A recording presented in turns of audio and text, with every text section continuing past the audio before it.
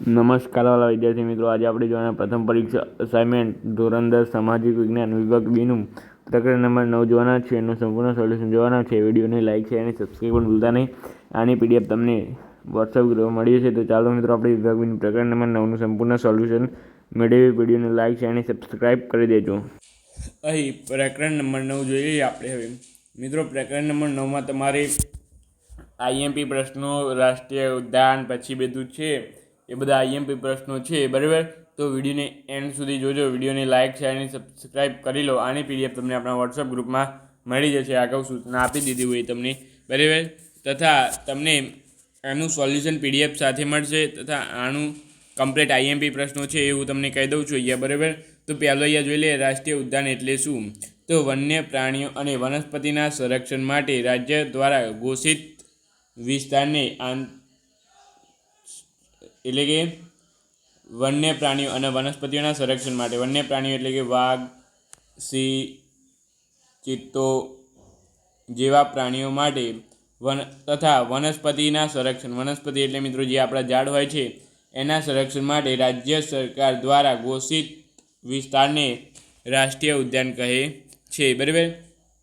IMP છે આ પ્રશ્ન મિત્રો, તૈયાર કરી લેજો. ત્યાર પછી આગળ આપણે જોઈએ પ્રશ્ન નંબર 2, બરાબર. એક જ મિનિટ મિત્રો જોઈ લઉં. તમારે અહીંયા પેપરમાં તમારે આવવાનો પ્રશ્ન છે કે નથી, બરાબર. એટલા માટે મિત્રો અહીં તમારે,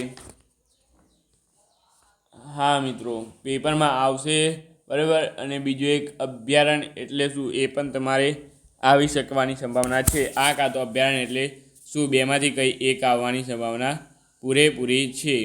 ત્યાર પછી અહીંયા છે જૈવ આંતરિક ક્ષેત્ર એટલે શું, બરાબર. તો પર્યાવરણ, પ્રાણી, પક્ષી અને વન્યજીવોના જતન માટે બનાવેલ વિસ્તારને જૈવ આરક્ષિત ક્ષેત્ર કહે છે, બરાબર. આટલું લખો એટલે તમને 2 ગુણ મળી જશે, બરાબર મિત્રો. ફરીથી વાંચી લેજો કે જૈવ આરક્ષિત ક્ષેત્ર એટલે શું? તો પર્યાવરણ, પ્રાણી અને પક્ષી, વનસ્પતિના જતન માટે બનાવેલ વિસ્તારને જૈવ આરક્ષિત ક્ષેત્ર કહે છે, બરાબર મિત્રો. ત્યાર પછી આગળ તમારે જોઈ લેવાનું છે મિત્રો, જૈવ આરક્ષિત ક્ષેત્ર એટલે શું. ત્યાર પછી આગળ આપણે જોઈએ તો અહીં છે અભયારણ્ય એટલે શું? તો વન્ય પ્રાણીઓને સુરક્ષિત રાખવામાં માટે બનાવેલ વિસ્તારને અભયારણ્ય કહેવામાં આવે છે. આ પણ તમારે આઈએમપી છે, મોસ્ટ આઈએમપી છે એવું હમણાં કીધું, બરાબર. પેપરમાં આવવાની સંભાવના છે. તો ચાલો મિત્રો, વિડીયો ગમે હોય તો લાઇક છે અને સબસ્ક્રાઈબ કરવાનું ભૂલતા નહીં. આપણે મળીશું નવા વિડીયો સાથે. Thank you so much. Video જોવા બદલ તમારો ખૂબ ખૂબ આભાર.